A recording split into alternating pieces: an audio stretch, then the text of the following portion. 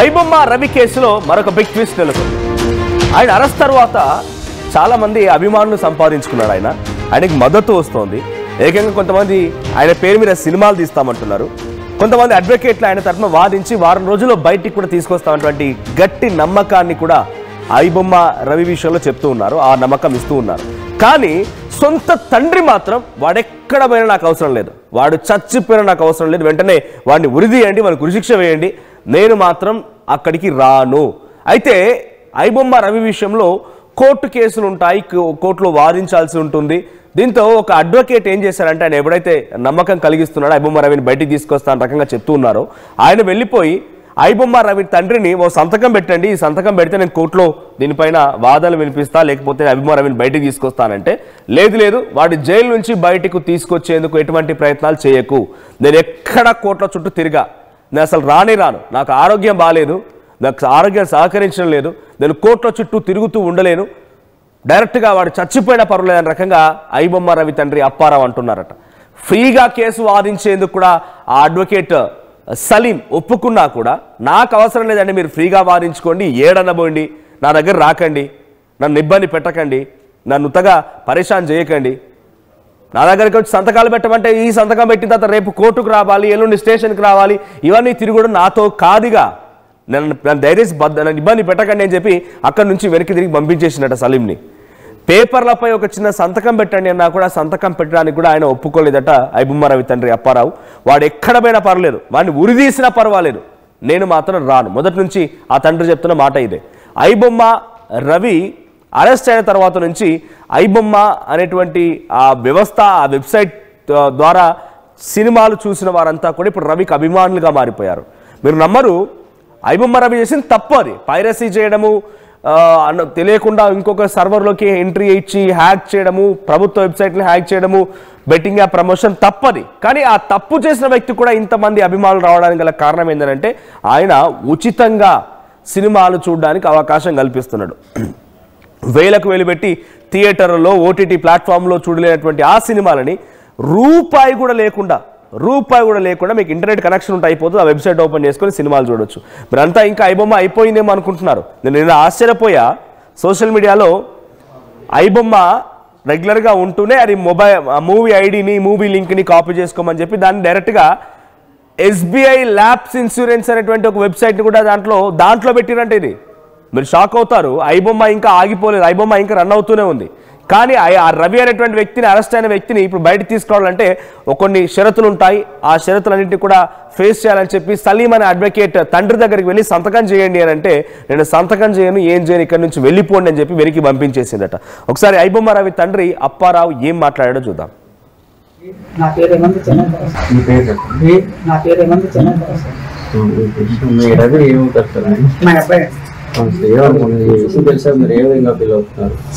తెల్లవారు తెలిసిందండి.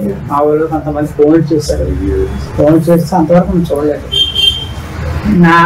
నాకు ఒంట్లో పోలేదు, నాకు 5 రోగాలు ఉన్నాయి, బీపీ, షుగరు, గ్యాస్ట్రిక్, తర్వాత కొత్తగా షుగర్ ఒకటి వచ్చింది, గ్యాస్ట్రిక్, తర్వాత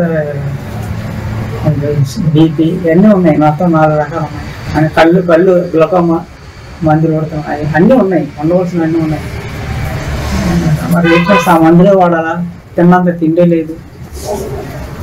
భగవంతుడు చిన్నప్పుడు లేక బాధపడ్డాం, ఈ గంటను చూడములు కలుపుకొని భూములు ఉండేమంటారు, లేక బాధపడ్డాం. ఇప్పుడు 10 రూపాయలు భగవంతుడు పెట్టినా సరే తినలేకపోతాం, ఏం చేస్తాం. రవి దూరం ఎప్పటి నుంచి దూరంగా ఉన్నాడు? అది ఆ డిగ్రీ అయిపోయిన తప్ప మాకు ఏ చిన్న ఇంట్లో సమస్యలు వచ్చాయి. ఆ తర్వాత గవర్నమెంట్ గారు పక్షుల్లో విడిపోయాం. పిల్లలు ఎంతమంది అండి? బాబు, పాప, బాబు, 2 పిల్లలు. సార్ మీకు ప్రజలకు ఏం చెప్తారు సార్ విషయం? ఇలా ఈ తరహా సంఘటనలు జరగకుండా ఉండాలని మీరు ఏం చేస్తారు? చెప్పడానికి ఇప్పుడు వాళ్ళు లేరు, ఉన్నా చెప్పినా మనకు తెలదు, ఆ ఏడ్ చేస్తుంటే మనకు తెలదు, వాళ్ళు తెలిసినా చెప్పినా వినవు. మీతో ఎలాగొట్టాడండి రవి? మామూలుగా ఏదో పెద్ద సీరియస్గా ఏదో ఆడొస్తాడో కొన్ని కాసేపు ఉంటాడో ఏదో చూసుకుని వెళ్ళిపోతాడు అంతే. అంతేగానే మనతో చక్కగా ఉండడు, మంచిగా ఉండడు, ఏదో రోబోలాగా ఏదో పని చేసుకుని మీరు ఇక్కడ సింగిల్ గా ఉంటున్నారండి? మిమ్మల్ని లాలనా పాలన మీకు ఎవరు చూస్తున్నారు? ఎవరో లేదు, సర్టిఫికేట్స్ చూసినాడు లేదు. కుటుంబం మాత్రం 120 కుటుంబాలు ఉన్నాయండి. ఒకరు అందరూ మా వాళ్ళే, ఇలా శివాలయం కింద జంక్షన్ వరకు మా వాళ్ళే, అందరూ దేశంలో రక్త సంబంధాలు. కానీ మనకు సర్టిఫికేట్ చూసినాడు లేదు. సో ఫైనల్లీ ప్రజలకి ఈ తరహా ఏంటి హ్యాకింగ్లు ఇలా హ్యాకింగ్ చేయకుండా ఉండేందుకు ఒకరికి జరిగిన తర్వాత 100 మంది బాగుపడాలి వాళ్ళు చేసినాడు ఎవడైనా. ఎందుకంటే ఆడికి అలా ఏంటి కదా, మనకి ఇలా అవుతుంది కదా తెలియదు. తెలియదు ఇప్పుడు అలా డైరెక్ట్లో కొట్టిగా ఎంత కొట్టేస్తారంటే కొట్ట కదా. మన బుద్ధి ఏమైంది? మన బుద్ధి ఉంటుంది కదా, అది తెలుసుకోవాలి. తప్పు అలాంటి. ఇది ఐబొమ్మ రవి తండ్రి అప్పారావు మాట్లాడుతున్న మాట. నాకు 4 రకాల రోగాలు ఉన్నాయి. బీపీ, గ్యాస్ట్రిక్, తర్వాత తలనొప్పి ఉంది, షుగర్ కూడా వచ్చింది మధ్యలో. నేను ఇవన్నీ పెట్టుకొని నేను తినడానికి తిండిలే సరిగా మందులు వేసుకుంటున్నాను. నేను ఇప్పుడు వచ్చి నా కొడుకు కోసం పోరాడేటువంటి శక్తి సామర్థ్యాలు లేవు నా దగ్గర. కాబట్టి వాడు ఎక్కడ పోయినా పర్వాలేదు, తప్పు చేసినవాడు శిక్షార్హుడు, శిక్ష విధించండి. ఇదే సేమ్ యాస్టిస్గా అడ్వకేట్ కూడా చెప్పారంట. సలీం అనేటువంటి ఒక లాయర్ ఇప్పుడు ఐబొమ్మ రవిని బయటికి తీసుకోవడం కోసం ప్రయత్నం చేస్తున్నాడంట. అయితే మీరు ఒక సంతకం చేయండి, ఒక తండ్రిగా మీరు సంతకం చేస్తే ఆ సంతకాన్ని పట్టుకొని నేను హైకోర్టులో వాదిస్తా, ఆ వాదనల తర్వాత నేను ఆ ప్రయత్నం చేస్తే ఐబొమ్మ రవిని ఎలాగైనా బయటికి తీసుకొస్తానని ఒక నమ్మకం, ఒక గట్టి విశ్వాసంతో సలీం ఉంటూ ఆయన సంతకం పెట్టమని అడిగితే నేను సంతకం పెట్టను అని తిరస్కరించారట. ఐబొమ్మ రవి ఇంత పెద్ద ఎత్తున బయట అభిమానులు సాధించుకున్నాడు. ఆయన అరెస్ట్ తర్వాత ఇంత సపోర్ట్ దొరుకుతోంది. మీరు ఆశ్చర్యపోతారు. ఫర్ ద ఫస్ట్ టైం నాకు తెలిసి ఒక నిందితుడికి ఇంత ఫ్యాన్స్ క్లబ్లు ఇవన్నీ ఏర్పాటు చేయడాలు. ఆయన ఒక రాజకీయ నాయకుడా కాదు, సినిమా ఆర్టిస్ట్ అంతకంటే కాదు, యాక్టరా కాదు, ఏ సినిమాలో హీరోగా నటించలేదు. కానీ ఒక వ్యక్తికి అరెస్ట్ అయిన తర్వాత, నిందితుడు అని చెప్పిన తర్వాత కూడా ఇంత సపోర్ట్ వస్తుంది. సోషల్ మీడియాలో ఐబొమ్మ రవికి ఫ్యాన్స్ పేజీలు పెట్టేసారు, ఫ్యాన్స్ క్లబ్లు ఉన్నాయి. ఆయన పేరుతోని ఏ ఇమేజెస్ క్రియేట్ చేస్తున్నారు. ఒక అయితే డైరెక్ట్గా సినిమా తీస్తానంటున్నాడు. సో చాలా మంది కూడా ఐబొమ్మ రవి అనేటువంటి పేరు వినగానే వాళ్ళు చాలా ఉత్కంఠగా వార్తలు చూస్తున్నారు, సోషల్ మీడియా సైట్స్ని చూస్తున్నారు. ఆయన కస్టడీ తీసుకుంటే ఏం సమాధానం వచ్చింది, మళ్ళీ వెబ్సైట్ నడుస్తుందా లేదా. సినిమా ఇండస్ట్రీ ఐబొమ్మ రవి విషయంలో ఇండస్ట్రీ పైన నెగిటివిటీ పెరిగింది, రవికి సపోర్ట్ దొరికింది, ఇదైతే నిజం. సో ఆ రకంగా అంతా అభిమానులు వచ్చారు. కానీ మరి సొంత ఇంట్లో కన్న తండ్రి, ఒక సామెత ఉంటుంది, కాకి పిల్ల కాకి ముద్ద అని చెప్పి. సో ఎన్ని తప్పులు చేసినా, ఎన్ని ఇబ్బందులు పెట్టినా తల్లిదండ్రులకి తన కుమారుడు లేదా కుమార్తె గొప్పే, వాళ్ళు వెనకేసుకునే వస్తూ ఉంటారు సహజంగా.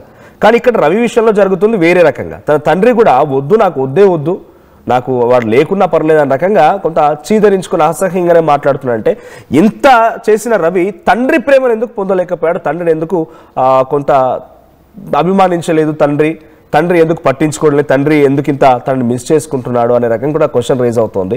మా ప్రతినిధి రవిచంద్ర ఉన్నారు. రవిచంద్ర, ఇంతమంది అభిమానులని, ఇంత పెద్ద ఎత్తున సోషల్ మీడియాలో ఫ్యాన్స్ క్లబ్స్ని, ఇంతలా ఆయన పేరు మీద సినిమాలు తీసేటువంటి ఒక సిచ్యువేషన్ కూడా వచ్చింది ప్రజెంట్ ఉన్న సినారియోలో. అటువంటి వ్యక్తి తన సొంత తండ్రి యొక్క ప్రేమని పొందలేకపోతున్నాడు. వద్దు, వాడు చచ్చిపోయినా పర్వాలేదు, ఉరిదీ చేయండి అనే రకంగా తండ్రి చెప్పేస్తున్నాడు, తేల్చి పడేస్తున్నాడు.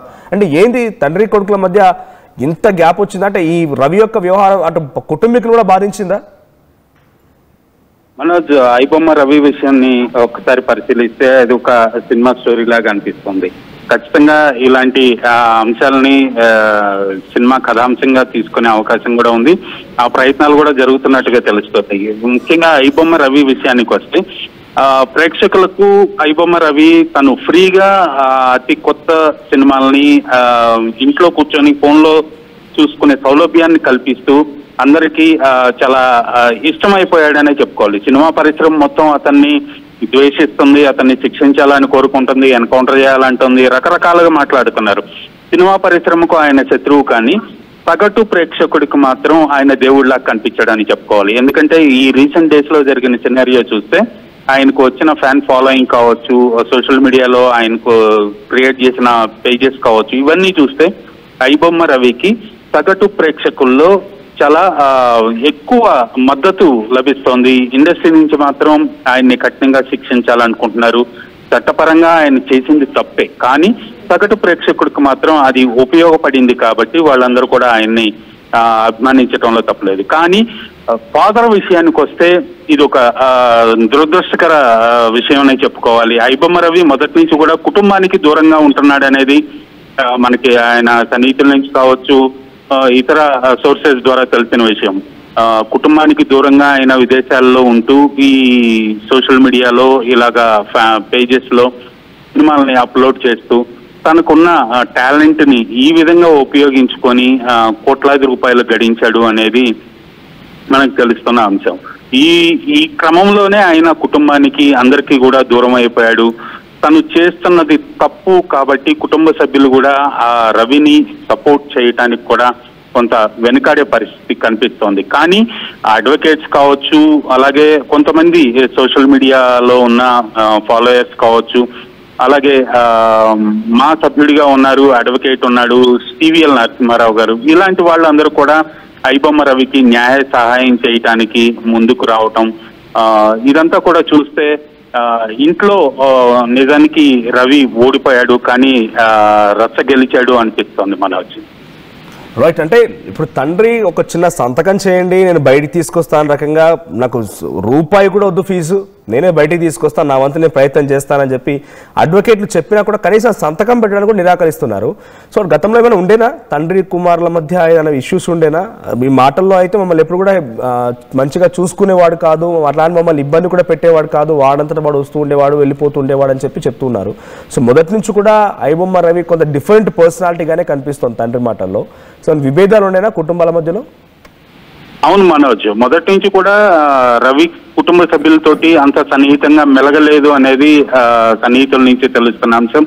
ఈ క్రమంలోనే తను చేస్తున్న నేరాన్ని వ్యతిరేకిస్తూ కుటుంబ సభ్యులు కూడా ఈ క్రమంలో ఈ టైంలో తనకి సపోర్ట్ చేసి తనకి బెయిల్ కోసం కావచ్చు, న్యాయ సహాయం కోసం కావచ్చు ఈ సంతకం పెట్టి ఈ ప్రాసెస్ లో కోర్టుల చుట్టూ తిరగటానికి నాకు ఇష్టం లేదు, నాకు అంత శక్తి లేదు, ఓపిక లేదు అన్నట్లుగా ఆయన తండ్రి అడ్వకేట్ తో చెప్పినట్టుగా తెలుస్తోంది.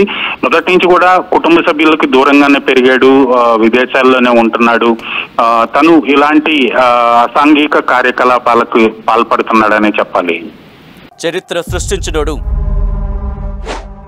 ఇప్పుడు ఆ చరిత్రని తిరగరాయబోతున్నాడు. అబద్ధాల గోడల్ని బద్దలు కొట్టి నిజాలను రాగా మీ ముందుంచబోతున్నాడు. నిజమైన వార్తల కోసం వెంటనే డౌన్లోడ్ చేసుకోండి రా యాప్ని.